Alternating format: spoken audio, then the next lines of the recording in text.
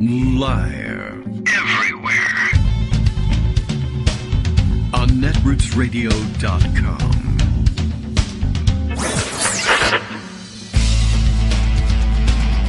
David Waldman. Kagro. In the morning. Now, here's David Waldman. Hey, good morning, everybody. How you doing? It is Thursday, January 25th, 2024. Time for another show. Happy birthday to my dad, everybody. If you want to celebrate along with me on that one, I gotta leave. I gotta get off the air and call him up and wish him a happy birthday. We'll get to it after the air time, I guess. But lots to catch up on today because, I don't know, we say that about every day, even if there isn't a lot to catch up on today. There's a lot to catch up on in the courtroom for the fascist guy back in session in the E. Jean Carroll case after a brief break allegedly for illness / possibly COVID. But as it turns out this morning on social media are circulating some pictures that MAGA lunatic idiots took of Alina Habba attending the Trump victory parties, such as they were in New Hampshire, because of how super ill she was. So that will go over real big with the judge and jury, I am sure. I don't know whether I'll let the jury see that information or not. I don't know whether they're sequestering these guys or not. At this point, there's really very little reason to do so. But I guess we can discuss some of that. That is coming up. And then, of course, the big story from yesterday now getting a lot more attention in some other outlets about the White House pharmacy being looted by Donald Trump. It's good to know that in addition to being a rapist, he was a drug dealer too, which is, of course, great for the evangelicals. They really enjoy it. And as Justice ponders this morning, wondering whether some of those late night runs to Walter Reed was because the White House pharmacy ran out of his favorite in the stash. Don't know. But, yeah, that's stimulating a lot of thinking, let's say, today, among others. Did we say yesterday, just occurred to me afterwards, I was thinking about all the time that they spent, or that Republicans spent, of course, in pursuit of making a totally different point, political point, crying about real ID and ID for voting and whatever else they wanted to restrict everybody that they could from doing. But that their argument used to be, what's the big deal? You have to get an ID for voting. You have to show an ID in this country to get cough medicine, by God. And that was supposed to be sort of the grumbling acknowledgement of the rough life of the everyman. But as it turns out, in the White House, they don't have to show ID at all for anything, whether they're prescription drugs or over-the-counter cold medications that the rest of us, you and I, have to show ID and fill out forms in order to buy. They were just able to grab it out of a bin and walk away with it. Or it would be handed out like candy to them just for being there, or as an exit package. That was one of the more extraordinary things that I read in yesterday's account. Rolling Stone covered it. By the afternoon, they had a story on it. I'm sure it's elsewhere as well. We'll see what Greg Dworkin thinks about that. He probably thinks the distribution of controlled substances without a doctor's permission is probably great, just like Ronnie Jackson did, because they're all doctors. So although there may be some difference among them, as it turns out. All right. Well, that plus, of course, more from the story that Texas is trying to spin in, shall we say, seceding from the United States. They're still big mad about being told that the federal government is in charge of the federal borders.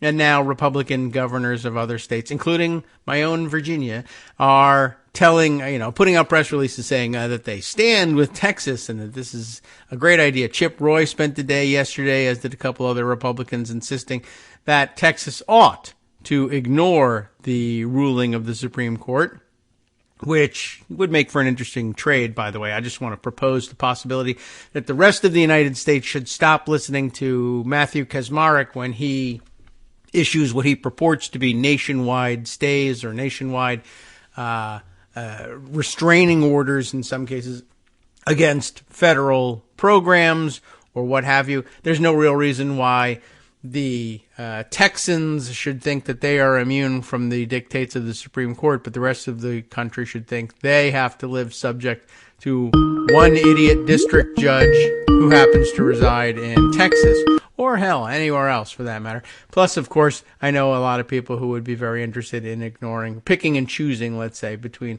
what Supreme Court opinions they feel like listening to this week, this month, this year. Well, anyway, he put out a rather bizarro letter. There are some weird details to it, including some strange citations back to Civil War days that all but call for the return of slavery. But that's Greg Abbott for you. And what can you do? I preferred it when Lou Costello was the governor of Texas. It was a lot better. Anyway, Greg Dworkin is here. He knows that was never true, and we'll probably correct the record at some point. Good morning, Greg. Good morning. Anything that makes you nostalgic for Rick Perry and George W. Bush as governor is like bad. I guess that's true. Right, and the two of them with their ranches. What a name for I never saw him clearing brush at the ranch he had kept the offensive name for, Rick Perry. But what was did George Bush's, did W's ranch have a name? No, I think remember. It was the Clearing Bush Ranch. And I'm not sure he actually had a ranch. He just liked clearing bush because it looked manly, and manly men do manly men things. Well, I mean, you can't be a brush rancher. That you're supposed to have, I don't know. Well, he was raising brush, obviously. So I don't think he was raising anything else. Right. Yeah, that pretzels, I guess. Yeah. Well, he was making landscapes, so then he could paint them later when he retired. Yeah, I mean, that's worse okay. things to do. The point is, he's relatively benign in that regard, in domestic policy at least. Sure. Relative to, Iraq and all, that's bad. But as far as domestic policy, he's relatively benign compared to Greg Abbott. Abbott is really noxious. Yes. Paxton up and coming. But, it's funny. There's what's his name? Dan Patrick in between them. They're going to have to murder one another in order to. Texas ain't big enough for all three of these idiots. Yeah. All right. Well, where's Bugs Bunny when you need him? And that's a tougher job, Texas, but So, basically, we had this primary on Tuesday, which was clarifying. Joe Biden wins his. He wins it actually rather easily. He wins it in historical fashion. He wins it bigger than Trump wins his. And on the Republican side, he also won the Democratic straw vote. Biden did. And then on the Republican side, we have two losers. We have Trump, who's the biggest loser, and then Nikkki Haley, who lost. And there's still all these stories about Haley getting under Trump's skin. This one is from Regular Order by Jamie Dupree, who's really a good reporter, very good reporter. Used to be a radio reporter till he lost his voice in a freak medical issue. He can't speak, so he writes, but he's still really good at what he does. So he writes, knowing the TVs were tuned in from all over the nation, Haley used her speech to jab repeatedly at Trump, starting with his verbal miscue from last week when he repeatedly confused Haley and former Speaker Nancy Pelosi, blaming Haley for lax security. Haley, of course, has never served in Congress. Nikkki Haley. I've long called for mental competency tests for politicians over the age of whatever age I am, she said. Trump claims he'd do better than me in one of those tests. Maybe he would, maybe he wouldn't. But if he thinks that, then he should have no problem standing on a debate stage with me, which is, of course, no way that's going to happen. And Trump was clearly aggravated by it. Instead of focusing on Biden, Trump spent most of his remarks registering complaints about Haley. Who the hell was the imposter that went up on the stage before and claimed victory? We beat her so badly, yada, yada, yada, yada. So, there was that. Made the Washington Post. She didn't win. Trump angered by Haley's boasts about New Hampshire. Part of the issue there is, and I don't want to spread rumors because it would be irresponsible not to speculate. But you wonder whether Trump got addicted to all sorts of flavors of speed while he was in the White House, given the fact that the White House pharmacy was handing this stuff out like candy. Try anyone you like. Yeah. Yes. Try them all. Right. And I like that they had goodie bags when you left. That's astonishing. I love that one. I'm leaving. Can you just give me all the drugs for a year? The lasting legacy of Trump in the White House pharmacy scandal there is I think he demanded that all the pills be made in the shape of hamburgers. He may have done that. Or he might have, who knows what he put in all those hamburgers he bought for all those athletes. I don't know. Yeah. Poor kids. Probably fentanyl. So anyway. As, who is it who's writing here? Ashley Parker.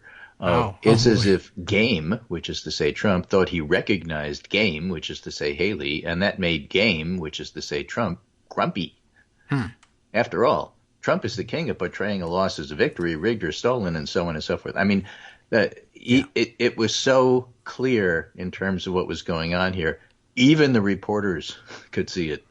Yes. Yeah, you were reading the example yesterday of, I forget who was writing it, but oh my gosh. Doesn't matter. Yeah, he's quite remarkable, I guess we'll say that. But, hey, this guy finished second and claimed he was first. What is he getting so upset at? Look, if that's going to be something that is like bedrock, you have to mention that whenever you mention Trump, that's fine. Yeah, sure. And when you step back and look at the bigger picture, look, Trump is going to be the nominee. Haley has no chance, zero. And yet, this is a two-for win for Biden. Because he gets to run against Trump and Haley gets to pound Trump for a month. Maybe. It's a non-zero chance that she's the nominee. Maybe a QAnon shaman and some feces-smearing mob get to Trump, could be but called that's in. really the only chance. Oh, all right. So I guess that's non-zero. No, otherwise no. You don't think she could storm some building or something and demand it? What if Mike Pence has the courage all of a sudden? She's Gumby. She doesn't have any backbone. She twists and she fits whatever space she's in. It's not in her. Okay. She's never going to attack Trump, and she's going to endorse him when it's all done, which is why Chris Christie will never endorse Haley, and why everybody knows it, and that's why all the Republicans are lining up to endorse Trump. Okay. I mean, she has no chance. This is Philip Trump. And again, it's all about the money. Once her money dries up, she's out, whenever that is. Mm-hmm. Will it really take Haley a month to read the writing on the wall, writes Philip Bump, why it seems unlikely her campaign will make it to South Carolina. Oh, well, and, she'll have to go back. He lists some logic here, but logic has nothing to do with it. How old is this guy? Jeez. All right, logic. Yeah. Let's hear it. Are you new here, Philip Bump? In fairness, there are multiple ways to run for president, right? Vermin Supreme can run. He got some certain amount of votes. By the way, in those write-in, they actually released the write-in totals this morning. And Biden got, upwards of 77,000, and I don't remember the exact numbers. They're not in front of me. Dean Phillips got 19,000 or so. Yeah. And actually was very good on Twitter yesterday, Dean Phillips was, because somebody started passing around the idea that, they didn't count Phillips, and they miscounted Biden, and Phillips got twice as much as Biden, and they wouldn't let him win because it's rigged. And Phillips got in and said, "This is a bunch of nonsense. What are you, crazy? Biden beat me like a drum. Come on, let's get real." Well, it was nice of him to come out and tell people. So he came out and said that right away, which is really, really very good. Anyway, good. More than 280 people filed to run for president as Republicans. The vast majority of them simply filled out the paperwork, including Vermin Supreme, who got something like 400 votes. Trump got something like, 3,000 or 4,000 votes in the Democratic primary. Haley got about 2,000. And Ceasefire got 1,700.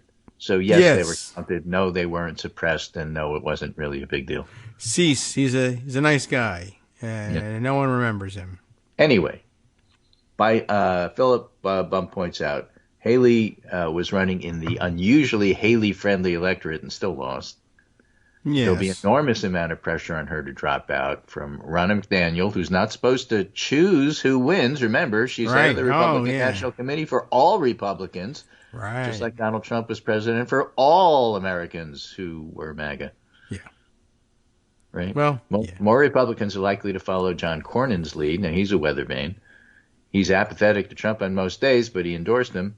Third, Trump will do everything in his power to attack Haley and any wavering Republicans. That's why she won't be his vice president, and her attacking him in any way, even in a Gumby way, is good for Biden.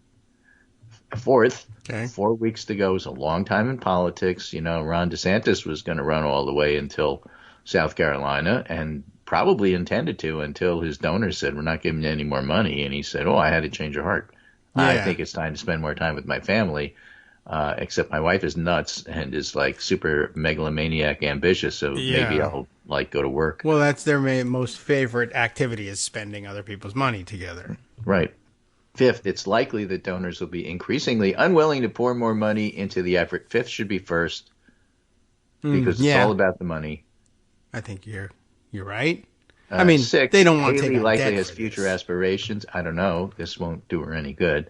And finally, does Haley want to be embarrassed in her home state? No, Yes. Politicians are incapable of embarrassment. If they were, they wouldn't be politicians any more than they're capable of morals, backbone, or any of the other things that normal people do. As we talked about the other day, somebody had a lovely tweet about, look, at this level, normal people walk away. If you're still in the game at this point, you don't have those things that you're looking for. Yeah, that's probably true. So that's certainly I true. think she should stay in if she can Look at afford to John do Cornyn. it. Look at J.D. Vance. I mean, they're terrible. Yeah. They're awful people. Well, that's true. I don't know how we got there, but J.D. Vance is a terrible person. Because, you what were we can't saying? expect them to do the right. You can't expect them to be embarrassed. They No, don't no. embarrass. They don't embarrass easily, certainly, and they don't let on when it does happen. South Carolina being in the position it is in the parade of primaries, she'll lose. I suppose you could consider that an embarrassment, but it's going to be. It would, I think, be two 40% plus possibly performances back to back if she can manage it in South Carolina. 40% in South Carolina. It's more like Iowa. I guess so. The South Carolina electorate in the Republican Party is almost as evangelical as Iowa, if not more. Yeah, well, all right. Not then. happening. I mean, she's I going to guess get not. 25. We'll see if she It's a lasts home that state. long. That's why she gets the extra 5. Oh, Otherwise, okay. she gets 20. I thought she might possibly overperform in some way, even though Not she would happening. get clobbered everywhere else. And Well, then she's going to get the Chris Christie vote, so great. She's there going to you get go. 26. That's well, I don't even know if they're. Well, he's not there, so it won't be him. Well, the point I is don't know there who isn't else any in supports South him. Carolina. Yeah. Okay. Well, I don't know. She used to get some votes there way back when. She's not for some competing reason. in Nevada. She doesn't compete anywhere else because she doesn't have the money for it or the structure. Well, I mean, those states, they are what they are. But, weird things can happen those if you can states put that are together what they two are with stellar winner-take-all, performances. setups in most of them because that's the way Trump wanted it. He's the nominee. It's just Yeah, it's done. well, that's... I guess that's all there is to it. I mean, I didn't think I'm not even discussing the idea of her running all the way to the convention. But, weird It's been things done. happen. She could. Ted Cruz tried that. Didn't work. Well, yeah, He got but you booed got to off the find stage. money. You have to find money. That's where you're right is, for all the principle at stake and save our country, or there has to be somewhere for the never Trumpers to land or whatever. Nobody takes on debt to provide that opportunity for others. Right. And you have to appreciate that Trump is next level.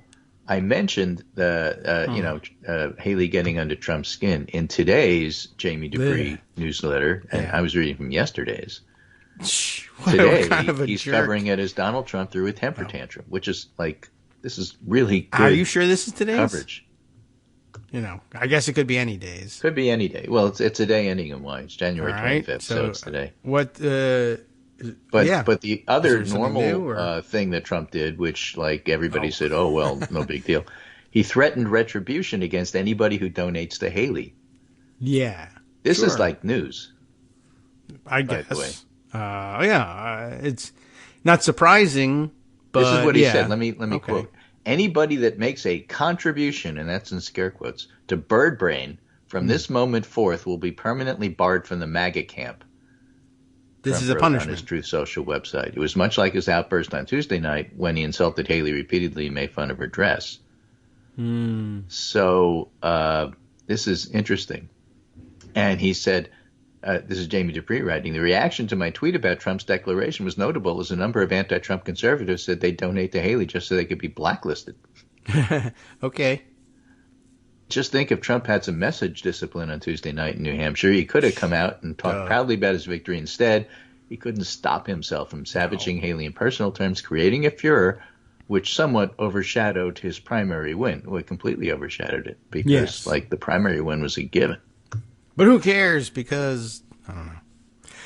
Well, that's Trump all over. So right. And then Haley's contending with somebody tell Trump I wasn't there on January 6th. So she's highlighting his mental acuity, which is only going to get him more drug-addled, I think. Yes. Well, certainly it's going to get him more drugs. Right. Whether it addles him any worse, I don't know if it's possible. So the final lead that Trump had was 11%, and Trump didn't gain much because New Hampshire's still proportional. They haven't gotten to the winner-take-all stuff yet. Oh. So Trump got 12 delegates and Haley got 10. Last week, Trump won 20 of the 40 in Iowa. Haley won 8. Mm-hmm. And the 50 delegates in South Carolina are winner-take-all. So Haley's going to get nothing. Okay, well, that's too bad. That's not so great. Well, we'll see if she decides to contest it just for the hell of it. Well, like you said, if money flows, what we're learning, say, from the DeSantis camp, I don't know if they really behave the same way, but DeSantis has been living high on the hog from campaign contributions for a long time.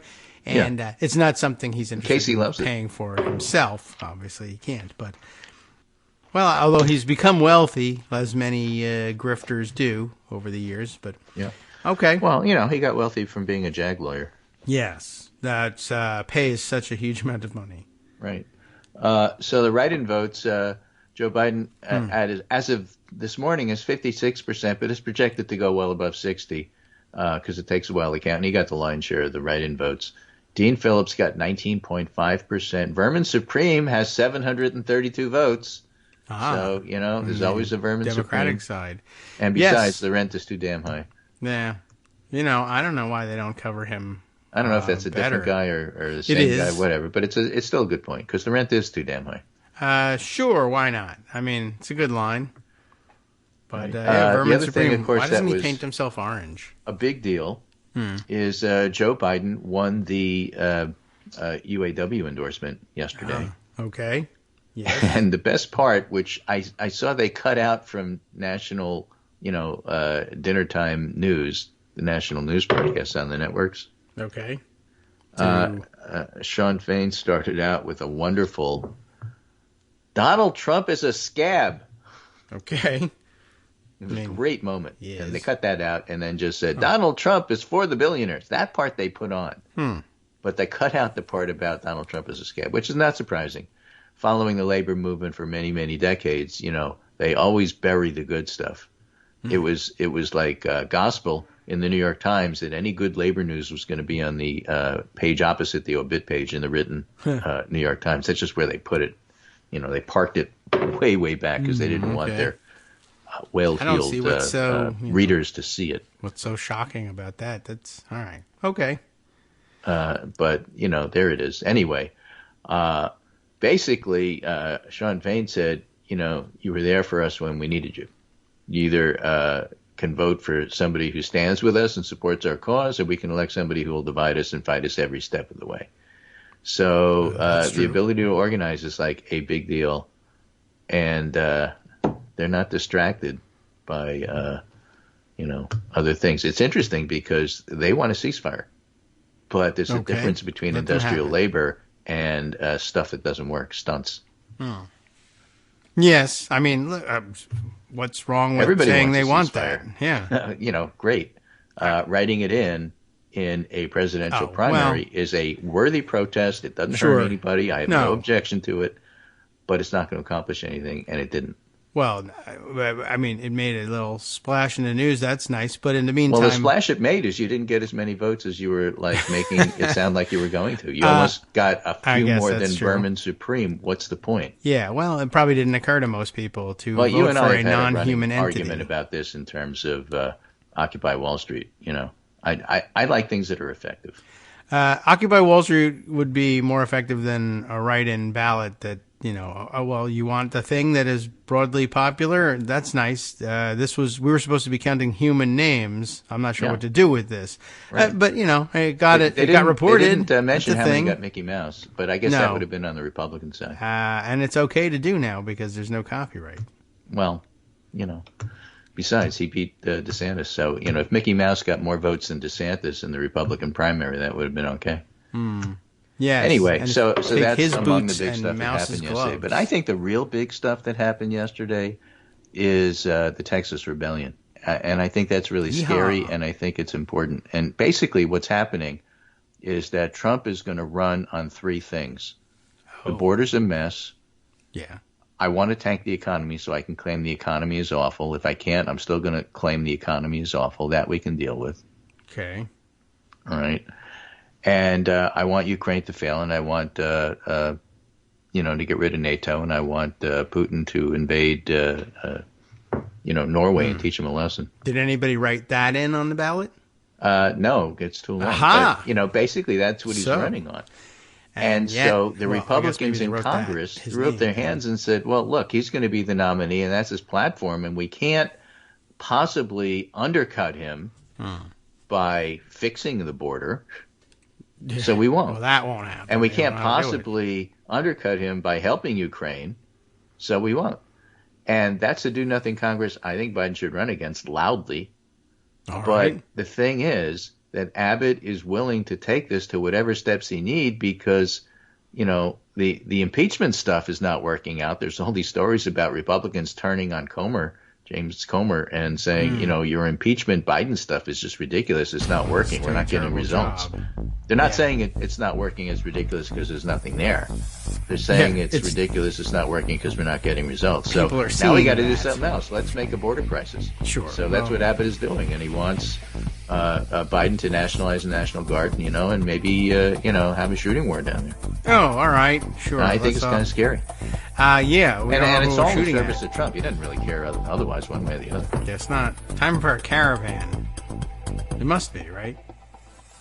Hi, everybody. It's me, David. Let's change things up from the old fundraising pitch for just a minute and talk instead about how you can be a part of our show. If you've got a smartphone or any other electronic recording device, why not sit down and record a segment for us? Read us an important article and give us your take. Read one of your own original essays, or even just give us your commentary on something you'd like to share that's important to you. Then send the file to me at kagrox@gmail.com, and I'll try and work it into the show. Short segments, a few minutes in length, are easiest to fit in. And of course, I can't always guarantee that I'll be able to play everything, but if you've ever shouted at your radio or TV about something you wish was being covered, here's your chance to change that. Make the show your own. Send your submissions to me at kagrox@gmail.com.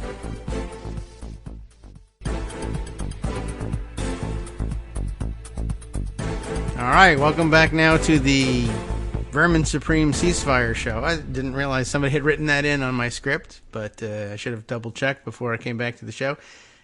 Fascinating story, the way New Hampshire handled those in very, very detailed fashion. How they handled all the write-ins. I never saw so much information released about them. We were just talking in a break about how they listed it separately, as with a different count every time somebody would say, President Biden got 11 votes and President Joe Biden got 2 votes. That's literally the way people wrote it. And every iteration that they were able to make out as being for Biden, they listed separately.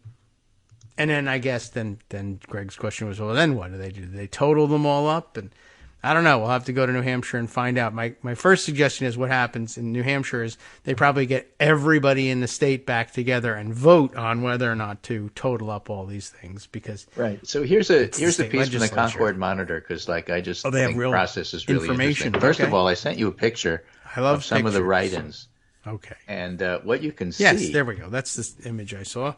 Yeah. Ceasefire, Joe Biden, Joseph Biden, Biden, President Joe Biden, President Biden, Joe R. Biden, Joseph R. Biden, so yes. Each one, as the Concord Monitor says, there are lots of ways to write them. Yeah. Write-ins are the bane of existence for poll workers because they have to be tallied by hand. Maybe someday an AI-powered voting machine will be able to make sense of people's writing, but that day is not today. Yeah. Secretary of State's office gives election moderators some leeway in judging the validity of write-ins, the important point being whether you can determine the voter's intent. That's Yes. important because that means that Joseph R. Biden and Joe Biden are the same person, so you get to count them as 2 votes, not 1 and 1. Right. Very likely true. It's up to the moderators when the polls close, and we were looking at these ballots to assign write-in votes to a candidate, and the standard they use when they're doing that is, what was the voter's intent? Is it more likely than not that was a vote for that particular candidate? Yes. And that's what. So if you write J. Robinette Biden, that's a Biden vote. Yes. Most likely. Right. I mean, Even though that's not what he goes by. no. It lists no fewer than 14 different ways that voters wrote in Biden. Yes, I see a number of them right here. And one efficiency-minded voter who reduced it to just Biden. Yeah. One guy couldn't be bothered to write J or Joe or. Then they go on to say the ceasefire campaign misfired. The most unusual write-in effort this year was from a group called ceasefire.org, which said Democratic voters should write in ceasefire. Voters didn't agree, and they basically didn't. Yeah, well, I don't know when they started that effort, but they didn't even get it through to their own people here. The tally sheet here has 2 votes for ceasefire, 1 vote for ceasefire exclamation point, Right. which I think is kind of funny, but I think the monitors would agree that Yeah, and then 3 there votes was for one for ceasefire. C period fire, and then Right. SEES. C.E. I voted for ceasefire. Smokey the Bear because he sees fire. Right. I don't know. Anyway, so, well-intentioned, but, it Sure. didn't have much of an effect. And again, no problem. No reason you can't do that. Nobody No problem, hurt by no it. reason.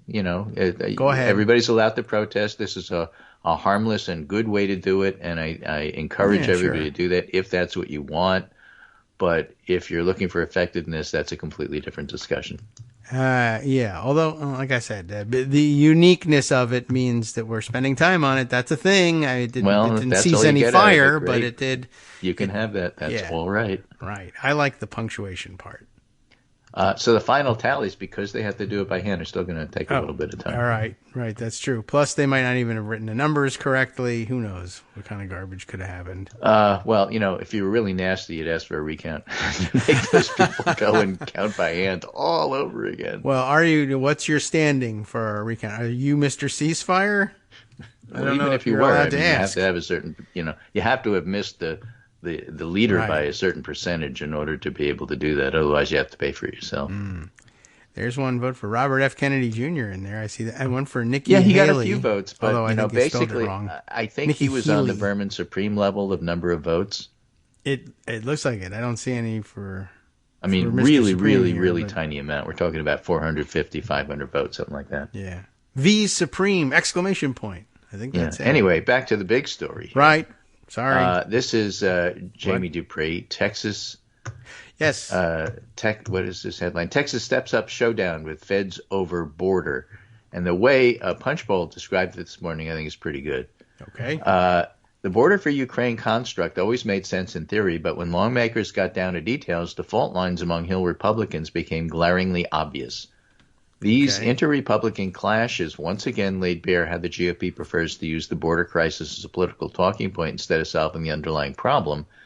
The White House and Hill Democrats will pound home that message every day for the rest of the election cycle, and they should. The problem here is that Republicans think they are best served by doing nothing.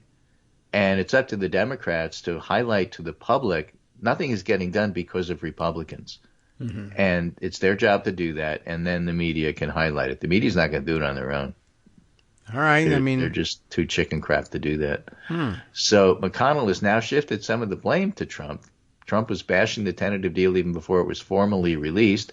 He's called Mike Johnson and GOP senators repeatedly to pressure them to oppose it. Right-wing media slammed it on Trump's behalf. But if Trump doesn't want this deal, what does he want besides shutting the border and nothing. deporting millions of people? Well, that ought to be highlighted, guys, because that's like bad. There's no way that's all going to happen. And what should happen on the border while Trump is running his White House campaign? Democrats will get to say they made huge concessions on parole and asylum during these talks, which, by the way, interestingly enough, got activists upset. Mm-hmm. And now they're less upset because it's not going to happen.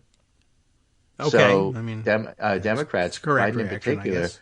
gets some left-sided pressure off his back while he gets to blame Republicans for it. So the consultants, who don't really care about people or policy, are happy about this. And the people in policy folks are kind of upset because nothing's getting done. But Trump clearly tanked it. That's a much better space politically, writes Punchbowl, than they were in just before the Senate talks began. The question is, where do we go from here? The answer is nowhere, because Republicans are incapable of governance. So we know the answer. The question is, what do you do with that piece of information? Yes. Me, I vote for the other guys. I vote for, voting for the other guys, but I also vote for highlighting it for everybody. Yeah. I would write it in if I felt I could fit it on a ballot. Right. So Trump and Biden have both been invited to speak at a roundtable for the Teamsters, and you can never figure out what the Teamsters are going to do. I just remember the Teamsters going with Nixon back when I was a kid, and so I never automatically assume anything about the Teamsters. No. They're always different than, for example, UAW. Yes. Or the teachers union. Very, very true. They're weird and out there on their own. Now, here's a story. Did you cover this, the Arizona stuff? Oh, sure. Which one?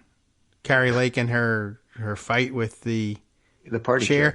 No, I think I found out about that after the show. We have to do this. All right. So this is Jamie Dupree again. There have been some major developments in the past 24 hours in a completely bizarre story out of Arizona. Okay. Kari Lake, the Republican election denier who's running this year for Senate, leaked out audio of the state GOP chairman basically trying to bribe her to stay out of the Senate race. And the GOP chair has resigned. Party chair Jeff DeWitt says he did urge Lake not to run, worried she couldn't win. He resigned when he said Lake was going to release other tape conversations with him. I've decided not to take that risk. I'm resigning as Lake requested. He basically told the media he's being blackmailed. Yeah.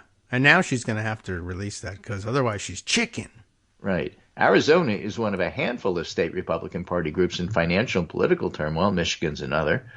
And by the way, there's news on the Michigan front, too. I don't know if you heard. But the RNC lawyers looked at Christine Caramo getting booted as chair and said, yep, it was legit. They followed all the rules.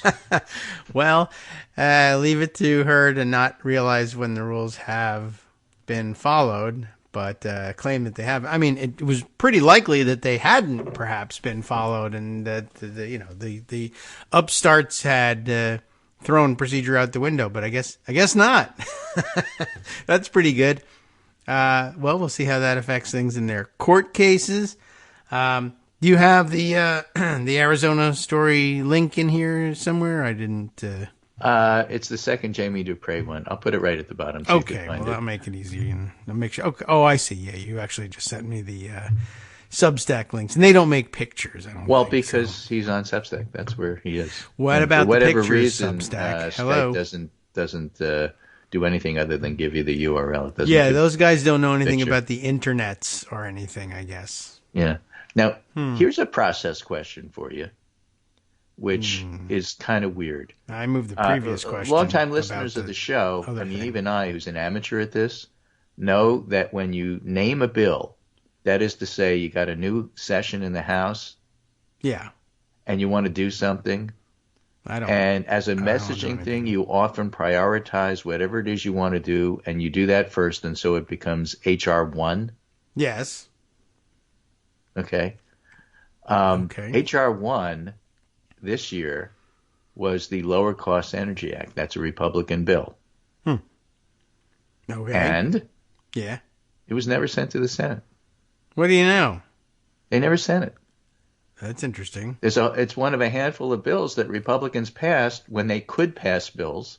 Yeah. And they never sent it to the Senate. Why and one of these bills not? is supposedly their top legislative priority. And this is so weird. Oh. So some Republicans want to know why the Senate hasn't acted on their energy bill.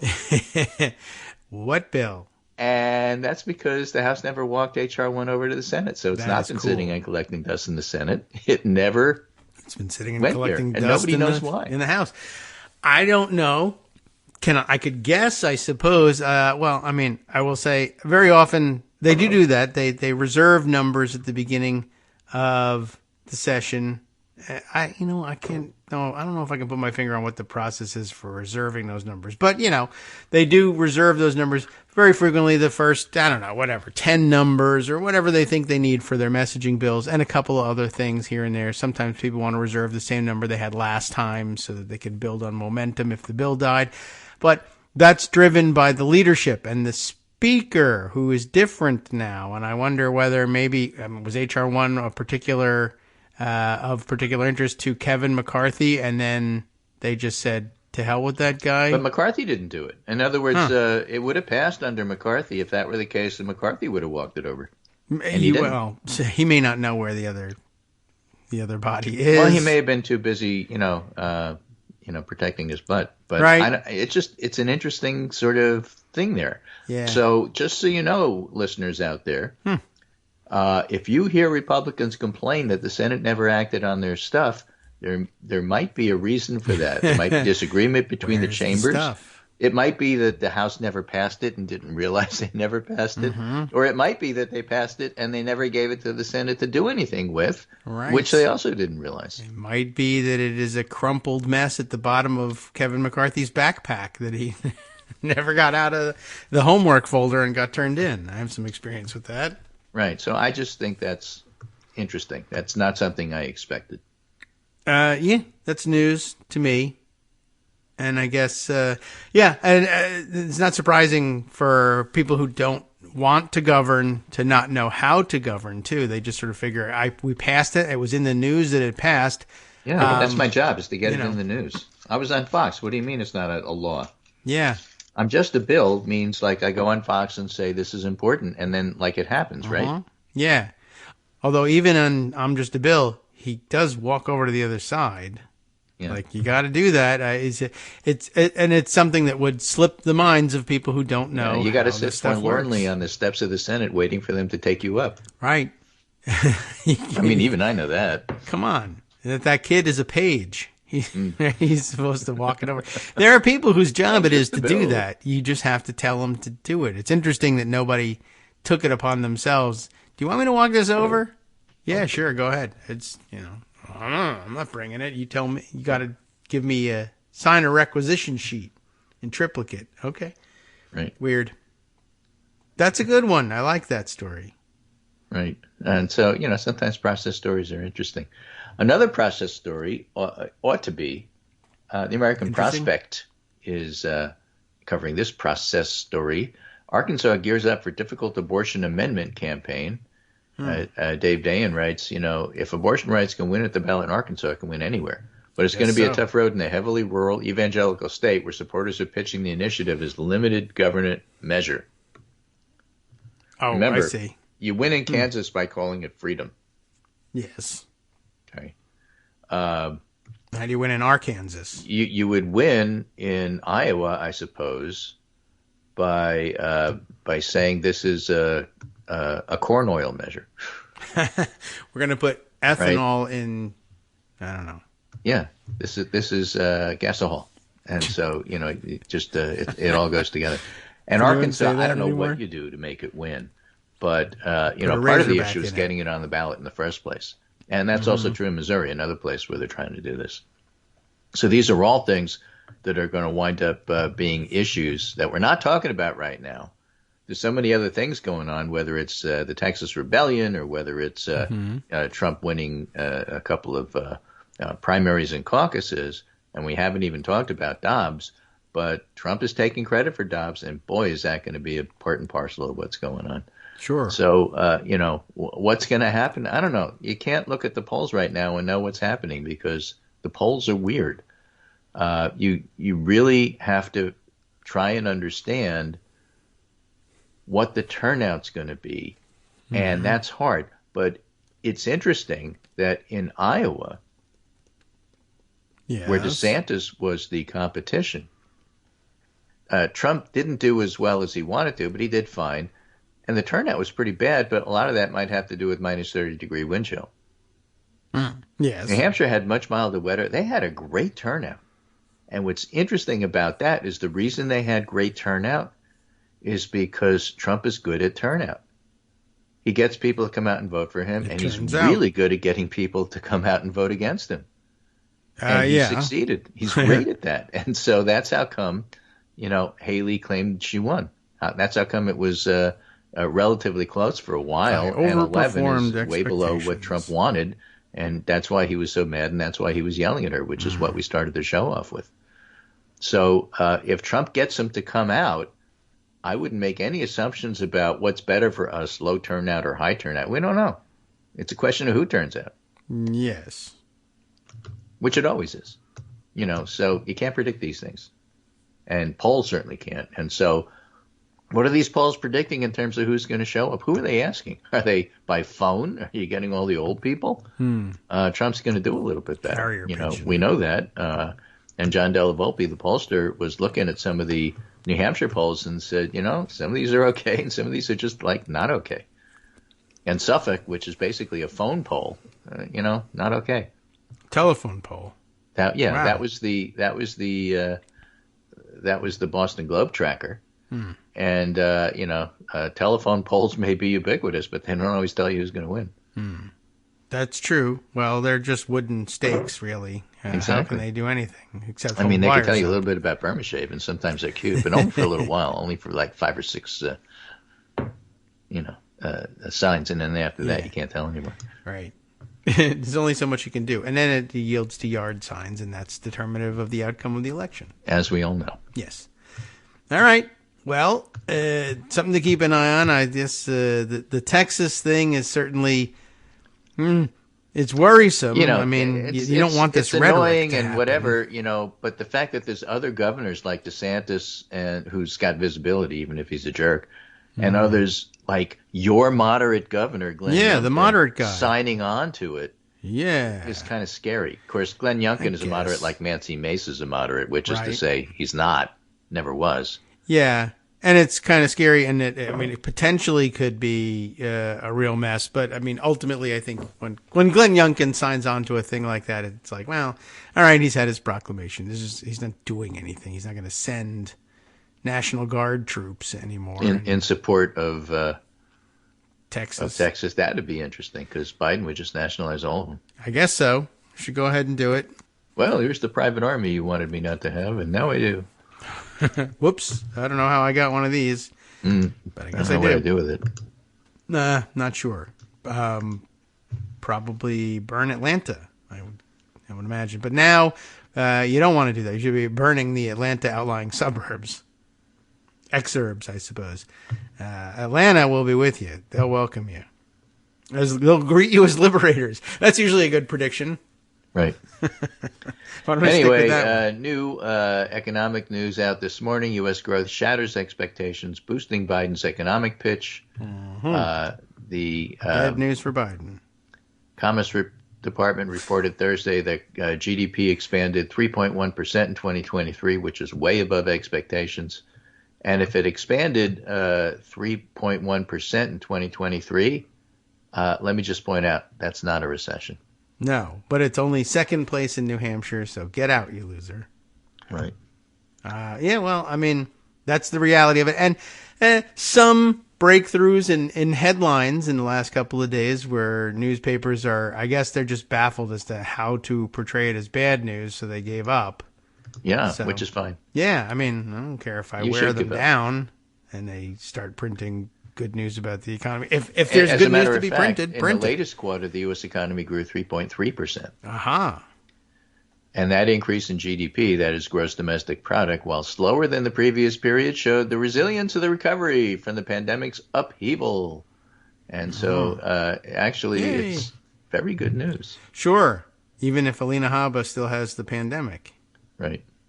And is giving it to everybody in, where were they? New Hampshire. Right. And then with that Texas stuff in mind, Peter Baker in the New York Times has, guess what? This is a contest between two presidents and two Americas. Okay. There's some unique and stuff that you've just never heard before, right? No. But that's the New York Times, so it must be true. Yeah. All right. Well, two presidents, two Americas. Maybe it sounds like maybe a movie trailer. Yeah, maybe you should vote for one but not the other. That would be my advice, was what you do with that kind of situation. Because, like, it's never happened before in the history of America that, like, you had two people running and one wanted one thing and another wanted another thing. That is unusual. It's just so the most important one of these of our lifetime, however. Yeah, exactly. That, too, is unusual. All right, well. Now, I'm not saying. They've had two popes. I'm not saying that Trump got addicted to speed while he was in the White House.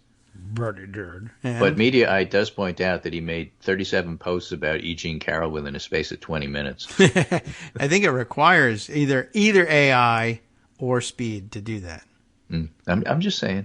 Yeah, well, at least this is, I don't know how long has it been since he's been in the White House? He's probably run out by now, and he's now paying for his own, which is, well, I mean, using someone's money to pay for it. It's not coming out of the taxpayer. MAGA people are paying for it. Yes.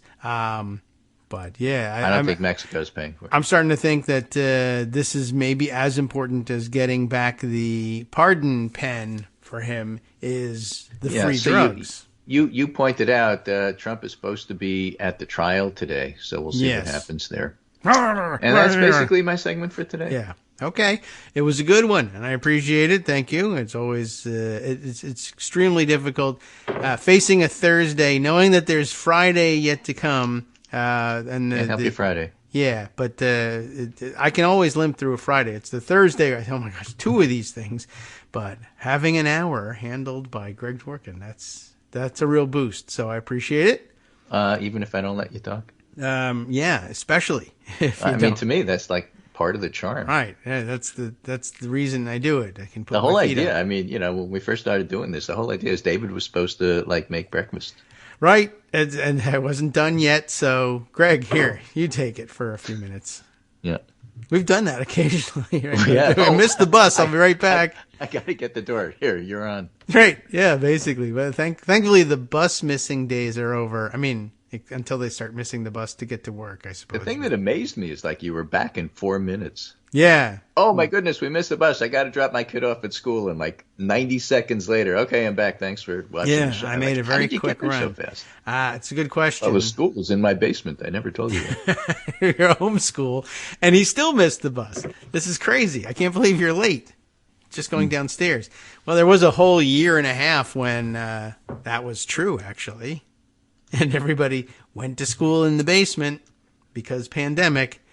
But then that turned into CRT and then DEI somehow. And then, I don't know, he went back to school and everybody's still mad. And now we're having a border war. Right. And, one's a political scientist, the other's an economist. And so you're going to have quite a household. Oh, well, I'm the political scientist, I suppose. The other one, I haven't said much about what he's studying. Totally different. So one is an economist, though, and I'm getting an earful about that stuff.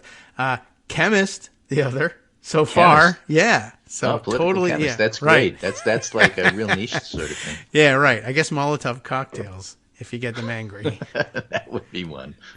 But, anyway, good luck with that. Take care, and I'll see you on Monday. Okay, very good. Metaphorically speaking. Yes, right. And we might even believe we're seeing one another if we raid the White House pharmacy hard enough in between now and then. Yeah, but right. I'll post 92 tweets about it in 30 seconds. Alrighty, take care. Let me see you do it. Okay, you too. We'll see you on Monday. I'm sure things will be happening over the weekend, et cetera, et cetera. Yeah, I don't know. I really could go for more of that drug story. Not because I love talking about the drugs so much. I just find that astonishing. But it's not the only thing that's going on. I do have, I did put aside a story about the Arizona situation, and I would like to hear more about that. And I hope that means you would too. And maybe we can occupy the time between now and the top of the hour break with some more detail from NBC News. Arizona GOP chair resigns after Kari Lake bribery allegation, although it doesn't sound like much of a bribe, and says she threatened him. This is an interesting play that he's made, and, I wouldn't want the job either, so I don't know whether he was, reluctant to give up the chairmanship or not. Anyway, we'll read through as much as we can before the break. In audio of the 2023 exchange, that is to say last year, Jeff DeWitt, with just one T, can be heard telling Lake quote, very powerful people, unquote, could give her, quote, an incredible opportunity if she put her political ambitions on ice. And long story short here, he's not telling her to quit politics forever. He's asking her to not run for the Senate race in Arizona and to wait 2 years and run for governor. But okay. Anyway, Vaughn Hilliard and Dara Gregorian are the reporters for NBC on this one. The chairman of the Arizona GOP resigned Wednesday after the release of an audio tape on which he offered Kari Lake, a top Trump ally and a Republican candidate for the Senate in Arizona, lucrative job opportunities to take a 2-year pause from politics. He's got to resign. We can't have someone who is corrupt and compromised running the Republican Party, Lake told NBC News on Tuesday, referring to State Chair Jeff DeWitt. I mean, it is sort of an interesting situation. He's basically telling her, I will give you a job or let you find a lucrative job so you can wait your turn and run for governor instead of running for Senate. And that's, I mean, it is a bribe, but like what a huge disservice he's doing here. He's not trying to push her out of politics. He's trying to steer politics better for Republicans in Arizona, and they're up in arms. This is an interesting thing. I'm not certain what the fallout of this is going to be, or whether DeWitt is going to look like a crook here or not. It's starting to look like he might be the best guy the Arizona Republicans have, which is not to say that he's a good guy, just that he's the best one that Arizona Republicans have. You know, anyway, DeWitt posted a letter on Twitter saying he was resigning as Lake requested, while also claiming her people had threatened to release another incriminating tape if he didn't comply. I'm wondering whether there's a play here that he's making, i.e., it would not surprise me if it were DeWitt's calculation that Kari Lake is going to release whatever tapes she has about Jeff DeWitt regardless, and that there's absolutely no way that he can stop her from doing so, and that she's got no interest in not releasing further tapes. So this move sort of sets it up like, okay, she threatened me with the release of more tapes unless I resigned. I'm going to resign. I'm going to tell everybody that I'm complying with Kari Lake's wishes so that when she then releases those tapes, it looks like she's the one going back on the deal. That's my guess. All right, welcome back now to the Kagro Morning Show. Kagro Morning Show in USA, America. Okay, that was great. Kagro in the Morning Show. That's the name of the program. That's the T in KITM. And so let's make sure we always include it, shall we? All right. Where was I? Oh, yes. It was in Arizona, and it was a beautiful day. Is it? I don't know. Warmer than here? Maybe not. I don't know what the weather's like over there. California, underwater, apparently. I think I saw 7 inches of rain in Los Angeles mentioned, and I don't know what you do with all of that, but I guess you keep it in the street is apparently the actual message on that one. Anyway, back to Arizona. May or may not be raining there. Who knows? The name suggests that it's not, but it does happen. So where were we? DeWitt posted this letter saying he was going to resign. I think maybe setting up a play, like I said, where when Kari Lake ends up releasing this tape, because, you know, it's a thing that makes her more famous, so she's definitely going to do it. But now it looks like she's the heel in all of this when she goes back on her, you know, her word, even though she may never have given her word on anything. Anyhow, and it was never worth anything, even if she did. So let's see. We left off, DeWitt was going to say in his letter this morning, yesterday, I was determined to fight for my position. However, a few hours ago, I received an ultimatum from Lake's team. Resign or face the release of a new, more damaging recording, his letter said. I am truly unsure of its contents. That's interesting. But considering our numerous past open conversations as friends, I have decided not to take the risk. I am resigning as Lake requested, he added. I did read some interesting stuff about this. Does this article mention the other relationship between the two of them? It's as employer-employee. Lake was working for him, with him in one of his various political ventures, as a way to, you know, have an income while she runs around with no work, insisting that she's just going to run for office every year for everything, which doesn't by itself pay you any money. So he was floating her during this time, and her answer is, I will damage you somehow. I'm not really certain why that is, but that's just maybe because she's Republican. Lake advisors Caroline Wren and Garrett Ventry said in a statement on Twitter that the tape speaks for itself. I mean, it doesn't. It plays back other people speaking. And that no one from the Kari Lake campaign threatened or blackmailed DeWitt, which sounds like their effort to unwind DeWitt's play here more than something I actually believe. On Wednesday night, Lake talked about the contents of the audio tape, which he described as a bribery scandal on the social media platform Rumble. They can't stop us, and they know it, Lake said, and so that's why they're trying to bribe me out of politics, which is not what they were doing. They were trying to bribe you into politics, just into a different race, out of the Senate race and into the governor's race. I don't know why. I'm sure he had reasons. They may even have been terrible ones, but leave it to Kari Lake to, exaggerate the situation even when and lie about it openly, even when she's fighting other Republicans about it. That's the hallmark of Trumpism.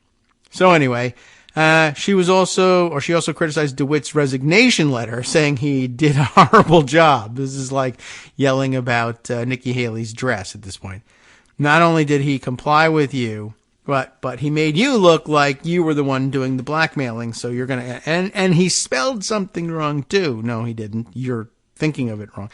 He tried to act like the behavior you heard on that audio is normal communication amongst friends. It's disgusting, Lake said. In the already released audio of the March 2023 conversation between DeWitt and Lake, posted online by Garrett Lewis, a conservative talk show host in Arizona. Is that who Garrett Lewis is? All right. The chair, that's DeWitt, can be heard telling Lake, there are very powerful people that want to keep you out. Okay. I think important context, out of the Senate race as opposed to out of politics. They're willing to put their money where their mouth is in a very big way, DeWitt continued, calling it an incredible opportunity. The they are never identified other than as people back east. Lake said, this is crazy. They should want me. I'm a great candidate. People love me, because she's a very humble person. DeWitt declined to reveal the identity of the very powerful people to NBC News on Wednesday, but said the offer had everything to do with her being a drag on the ticket. And as you know, drag is illegal in the minds of most Republicans. There are people who want to make sure we win the election, and that's it. No one believes she can get across the finish line, particularly with independents. But of course, in her mind, this is crazy. They should want me. I'm a great candidate. People love me. Or they're telling you that people don't love you and you should try a different race. The conversation between Lake and DeWitt, whom Lake had supported for chairman, came months after she lost the 2022 governor's race to Democrat Katie Hobbs. A 2020 presidential election denier, Lake maintained she had won the gubernatorial election and sued to overturn the results. The suit was dismissed in May of last year. DeWitt is a former Arizona state treasurer who led Trump's Arizona campaign in 2016 and was chief operating officer of his 2020 campaign. In the conversation with Lake, DeWitt can be heard saying the unidentified people want you to stay out for 2 years. They want you to be on their team.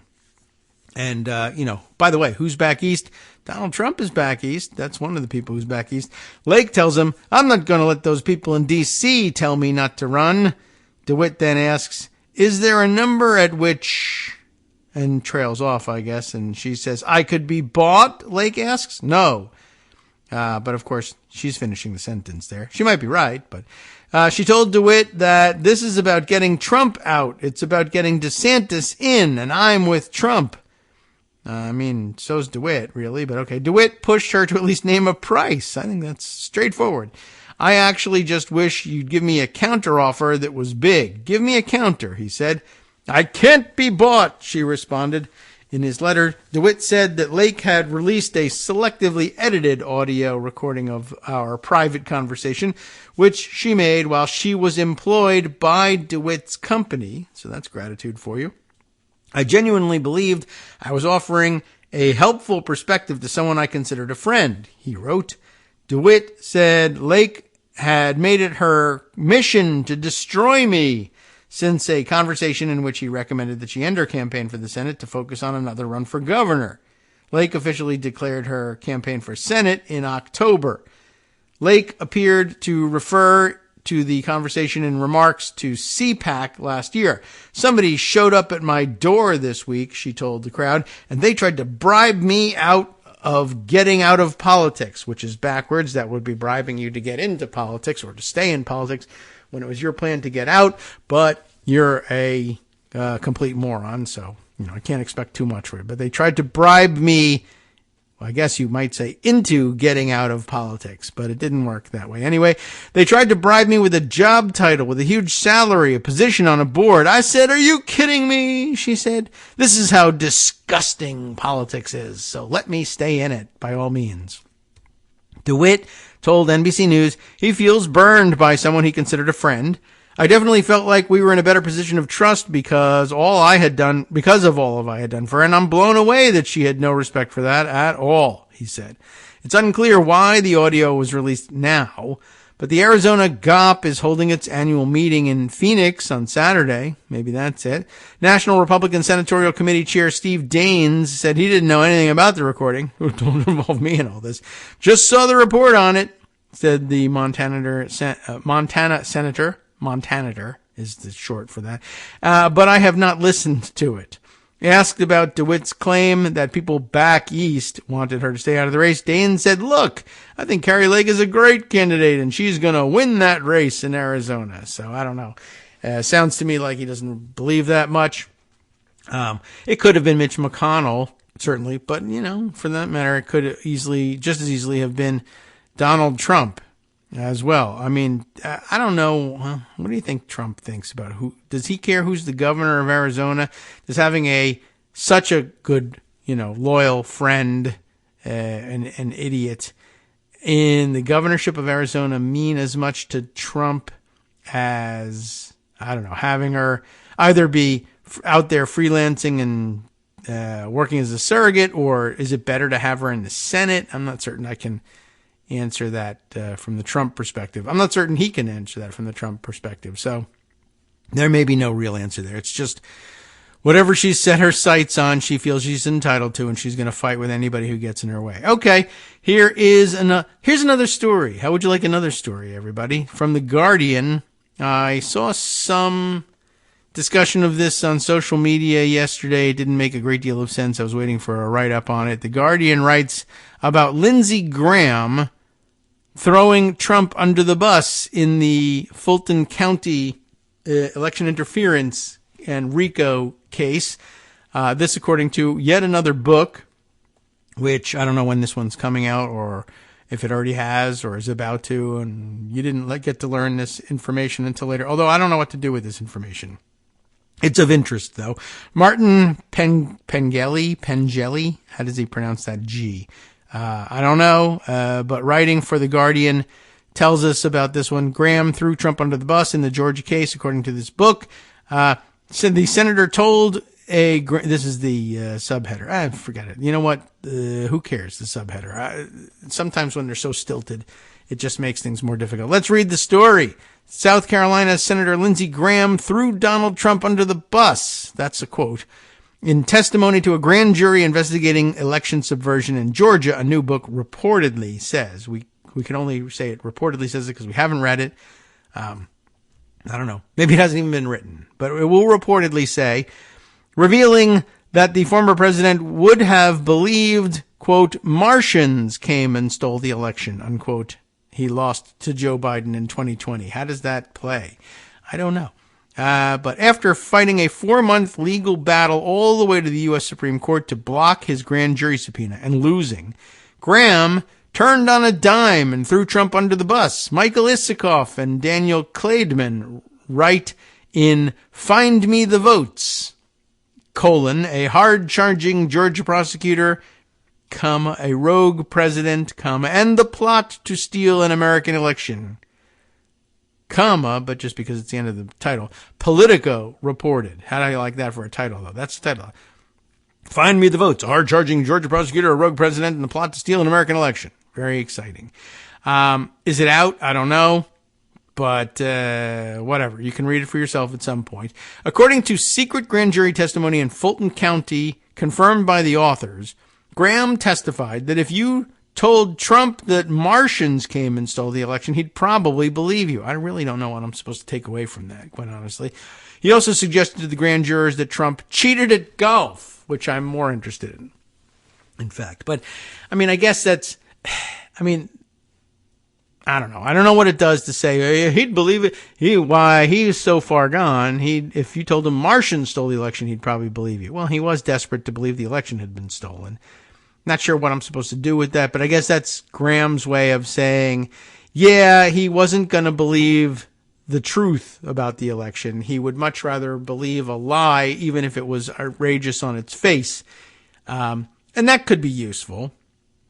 Anyway, the book, which cites a source familiar with Graham's testimony, will be published next week. Trump's cheating at golf, by the way, has been widely reported. There's a link here to another Guardian story from 2019 about that. I find that funny, and I think we probably read that story back in the day. Isikoff and Klaidman also reportedly describe a strange encounter between Graham and Fani Willis, the Fulton County District Attorney, who has pursued the election subversion case, producing 13 criminal charges against Trump and charging a host of his allies. Willis reportedly decided against charging Graham over his involvement in Trump's attempt to overturn Biden's win in the state. And unfortunately, there's really no discussion here, maybe in the book, but it just doesn't make it into the review. I don't know of why she decided to do that. But here's the weird, I mean, it's not that weird, this encounter, but I guess it's remarkable. So let's remark on it. After Graham finished testifying, Isikoff and Klaidman wrote, he bumped into Fani Willis in the hallway and thanked her for the opportunity to tell his story. That was so cathartic, he told Willis. I feel so much better. Then, to the astonishment of one source who witnessed the scene, South Carolina's senior senator hugged the Fulton County DA, who was aggressively pursuing Trump. I guess that's weird, but that's him basically, I think, putting on the show, please don't charge me. Now that I've told the story, thank you. It was so cathartic. And, you know, I guess if you treat her nicely and say that you really appreciated the opportunity, then she might not charge you. And so I was thinking that the next sentence or two would be about Fani Willis being really impressed by that and that maybe that was the reason. But apparently not. Which is perfect. It's exactly the reaction you should have. She does a very professional job here. He throws himself at her mercy. And it says, Willis's reaction, she was like, whatever, dude, according to one witness to the strange encounter. Trump's criminal charges in Georgia, of course, contribute to a total of 91, as do 4 federal charges concerning his attempt to overturn the 2020 defeat by Biden. You know about all of that. That's actually the end of the discussion of the encounter. He says, thank you. That was so cathartic. And she says, whatever, dude. Which, you know, if she knew already that she wasn't going to be charging him, so much the better. You treat it as though this display of, I don't know what, repentance or gratitude, neither of which anybody could possibly believe was really true. You treat it as though it doesn't matter. And then move on and do your case. So, perfect response there. Anyway, there's a little bit more left to the article. What does it say here? They remind us of all his problems. The former president also faces 40 charges over the retention of classified information, 34 regarding hush money payments to an adult film actor who claimed an affair, civil lawsuits over his business affairs, and a defamation claim arising from a rape allegation, which is no longer an allegation. It's just assumed to be true at this point, that a judge said was substantially true, and attempts to remove him from the ballot for inciting the January 6th insurrection. Nonetheless, he has dominated the Republican presidential primary, and add drug dealer to all of that, it still doesn't matter, winning convincingly in Iowa and New Hampshire, and now pressuring his last rival, the former South Carolina governor Nikkki Haley, to drop out. Graham remains in public a vocal Trump supporter, oblivious to charges of hypocrisy, given a famous 2016 prediction that Trump would destroy the Republican Party, and given a claim immediately after the attack on Congress that he was finally out of Trump's camp. Well, he's a weasel. And everybody knows that. And this just adds fuel to the fire for those who don't want to stop reminding people that he's a weasel. All right. Another story that I hinted was in the wings about the high-flying lifestyle and proclivities of the DeSantis family, in particular Mrs. Casey DeSantis. BoingBoing.net, of all people, have got this particular story, or at least this version of it, that I have for you. Casey won't fly commercial. DeSantis campaign spent more on private jets during their brief stint as presidential candidates. More on private jets than, what else do you need to do when you're running for president? Advertising. So I think that's quite a lot. Who's our reporter here? Mark Frauenfelder. Oh, that reminds me. I need to take another stab at the name of the author that I was mangling yesterday, and I think I kept the story in pocket for that purpose. See if I remember the work I did trying to figure this thing out. Anyway, here's the DeSantis story. The DeSantises put on a good show of being an ordinary American family. Not really. But their disdain for the masses is evidenced by their disdain for commercial flights. In 2023, a now defunct Florida Economic Development Agency footed Ron and Casey's $1.6 million chartered jet bill for their 1-week trade mission around the world. That's not even for the campaign, actually. That was for their trade mission abroad. They managed to spend $1.6 million on a jet in a week. It also paid, by the way, $66,000 for hotels and $9,800 for meals. And in case you didn't do the math in your head, that's around $9,000 a night for those hotel rooms. So that's some hotel room. How much was the meal allowance? $1,400 a day for meals. Seems like it might be difficult to spend that much money.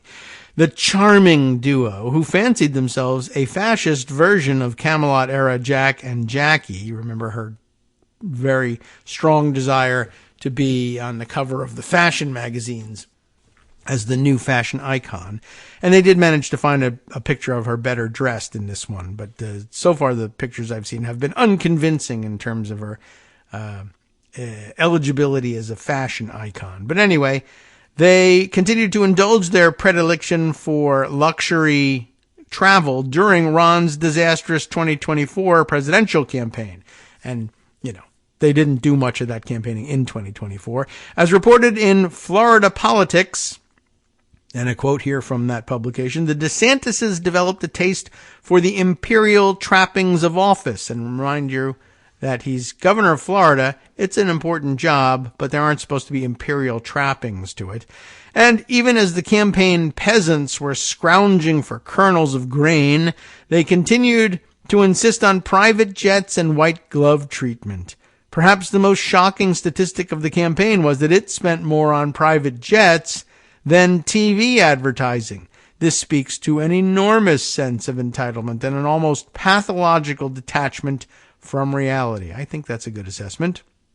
Now here's Lincoln Project's Rick Wilson on Ron's tragic run for president, saying this was always a delusion on the part of DeSantis and a sales pitch on the part of Jeff Rowe. They went through a total of about $130 million to $140 million, as far as we can estimate right now, to end up spending about $30,000 per voter they got in Iowa. They are now out of money. They're out of time. They spent an incredible amount of their campaign resources and super PAC resources because Casey can't fly commercial, because she has to be on private jets. They burned through tens of millions of dollars, and it looks like on all of it on private jet travel. Not the whole thing, but it looks like they spent tens of millions of dollars on private jet travel. That's whatever. To stay in the game, Ron DeSanctimonious is kissing the ring of the man who dubbed him Ron DeSanctimonious, and that's where they stand for now. I guess he figures that his best shot at getting people, I don't know how they're going to be paying for his private jet travel anymore, but he's more likely to get more of it gifted to him by licking Trump's boots than he is by withholding his endorsement or even certainly staying in the race. All right. Let's see. A couple other interesting ideas to share with you and interesting stories. Where do we stand vis-a-vis the next break? How about this one? Maybe we can sneak this one in before we exit for another 2 minutes. I hadn't seen this one, but Mediaite has covered it. But this happened last week. I guess I'll see what the triggering event was. But I was surprised to see, and I guess that's why they used this headline in Mediaite, that the Uvalde, Texas cops. Oh, yes, the triggering event was that there was, I think, a DOJ report that basically came out and said, we've reviewed what happened, our after-action report here at Uvalde, and we found that there was no action, for one thing. But for another, huge, just cascading error upon error. Every single thing that the Uvalde police and other first responders did in that case was wrong. They just never made a right decision anywhere along the line. So it was a really tough report. But what's more amazing is what Mediaite points out here, that starting out in their headline with the exclamation of CNN's Jim Acosta saying, "That is unbelievable." What is unbelievable?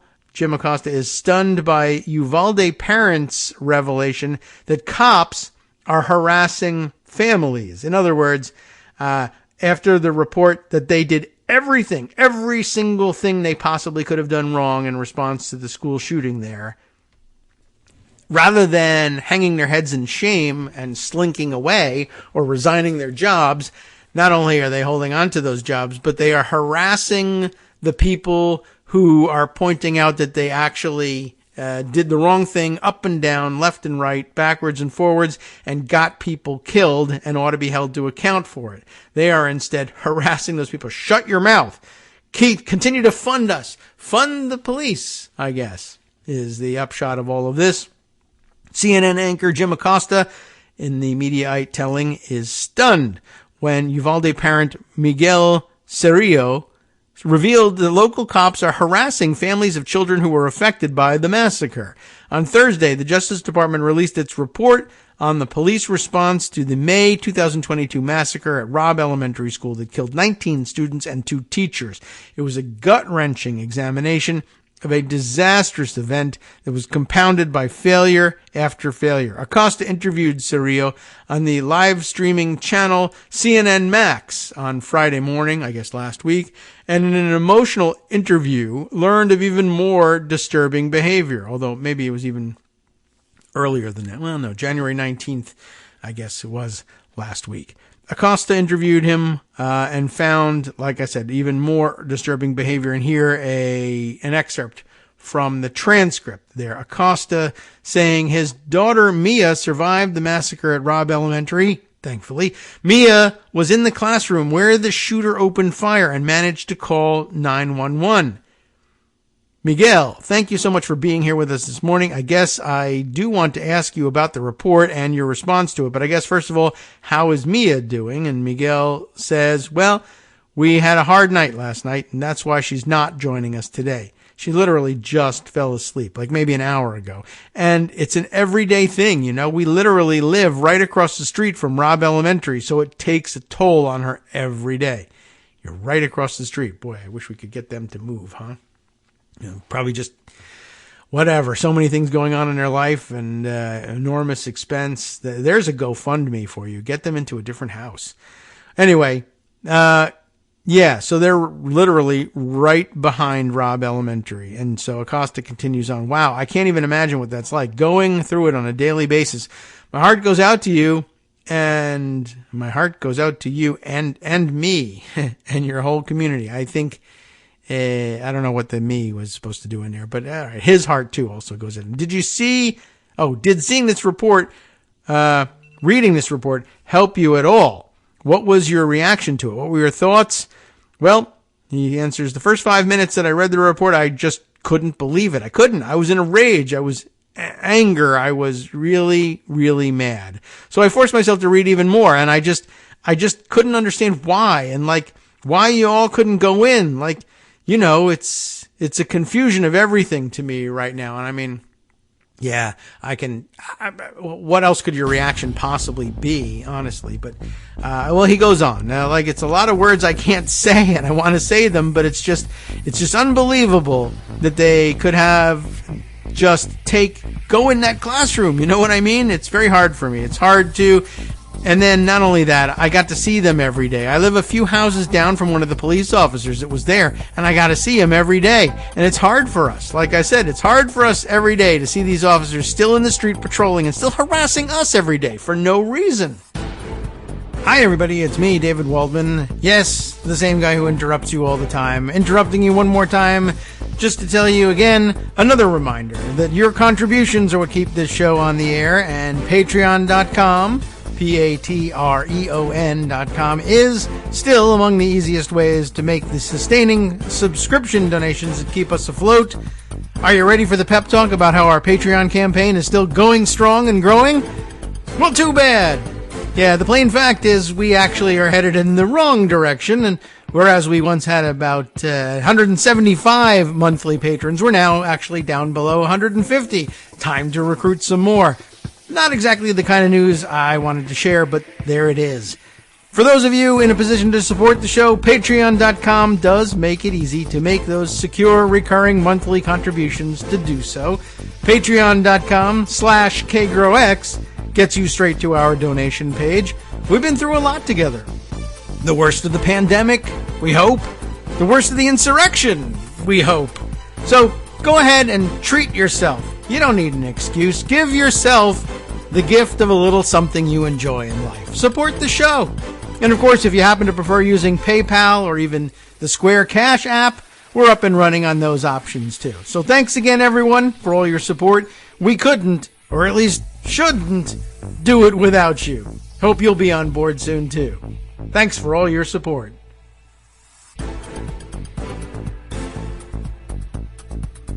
All right, welcome back now to the Kagro in the Morning Show here on Netroots Radio. Well, let's continue on with our read-through from Mediaite, reporting on the incredible phenomenon of the fact that it is, and it's claimed anyway, that many of the families who experienced the horror of the school shooting in Uvalde, Texas, are being harassed by the cops who failed so thoroughly on that day. And it's like, I don't know what you think you guys are going to do.